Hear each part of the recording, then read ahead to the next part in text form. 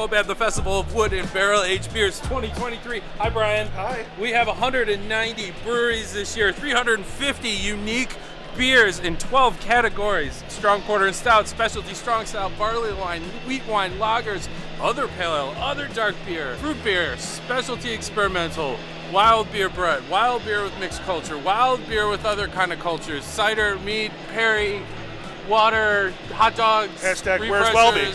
And no Patrick. Everything but Patrick. Let's go.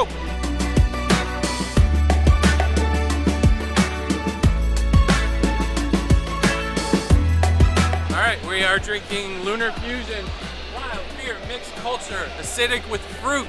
This is who? This is Whiskey Hill. We did a collab with Whiskey Hill called Solar Fusion, which was really fun because it won gold medal here at FoBAB, and it was really exciting. And it was such a good time. No big deal. They have now come out with Lunar Fusion, which I'm thinking is the sequel, right? I mean, you would just have to assume. It's purple. So what do we? All right, let's do it. Cheers. I like it. It's tasty. It's so tart right up front, but not like overly tart. It's subtle. And I think the flavors are really controlled. It's like berry. What else is in there? I'm getting like citrus or like almost like a lemony citrus, and then berry, obviously. Look at the thing, it's purple. I'm getting a little bit of a spice to it though. Yeah, and you know what? It's bone dry, and I love it for that reason, that it's super easy to drink, and it's got great qualities. We've also said this before at FoBAB. If you want to win at FoBAB, your flavor has to be balanced. That's like the key term is balanced flavor. Nothing should be overpowering another flavor, and I think it's perfect. So we'll see. Go Lunar Fusion. Go. A little tip from the pros at FoBAB: don't rinse your glass out and then get water. Just drink the brown water. Cut the time in half. We're drinking Street Side Brewing, and we actually have the brewer here. Victor, welcome back to Illinois. You're coming in hot with a cool stout. This is the specialty category, right? So basically you get a stout, you get a barrel, and you can put anything else you want in it, right? Yes, sir. So what'd you do here? So it was a calculated pick. We did a new riff barrel. Has a lot of like vanilla, dark chocolate notes to it, a little bit of raisins, so we wanted to emphasize that. I'm Hispanic, so I wanted to do a very unique Hispanic twist on a barrel-aged stout. Capirotadas, how you pronounce it. It's basically Mexican bread pudding. I wanted to go heavy on almond. It's kind of like the first thing I taste when I eat the Mexican bread pudding. Then you go into like a banana, like a sweet brown sugar, caramelized banana, cinnamon and raisin, just kind of bouncing around and back. I'm really happy the way it came out.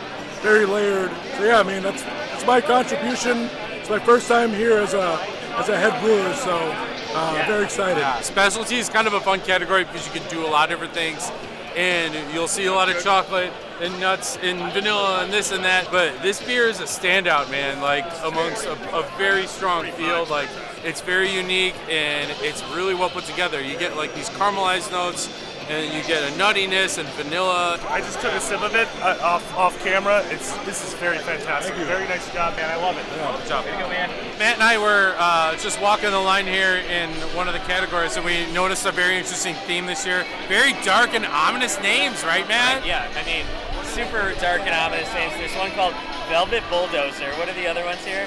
We have Barrel Aged Valhalla. Yeah.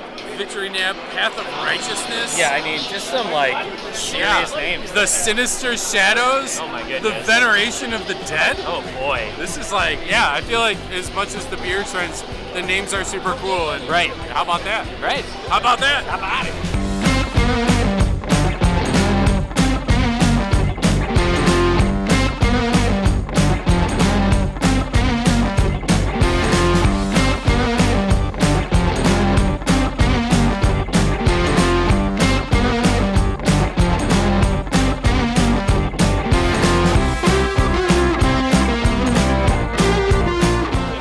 Outside Goose Island at the trolley, UIC. This is the coolest spot because it's a CTA trolley, and they're serving all their Goose Island Bourbon County barrel-aged stouts out here. All sorts of variants. Every hour or half hour or so, they will rotate, and they'll bring out some other cool variant, whether it's a new barrel or some cool adjunct. And right now we're drinking Elijah Craig Toasted Barrel Stout from 2021. This was a cool bottle. Dude, so fantastic. Honestly, you can't go wrong with the Goose Island. I mean, if you want to know what the bar level is for barrel-aged stouts, Goose Island. Pick it up here, Jules. You can't go wrong. It's toasted. It's toasted. It's toasted. It's toasted. Toasted. Toasted.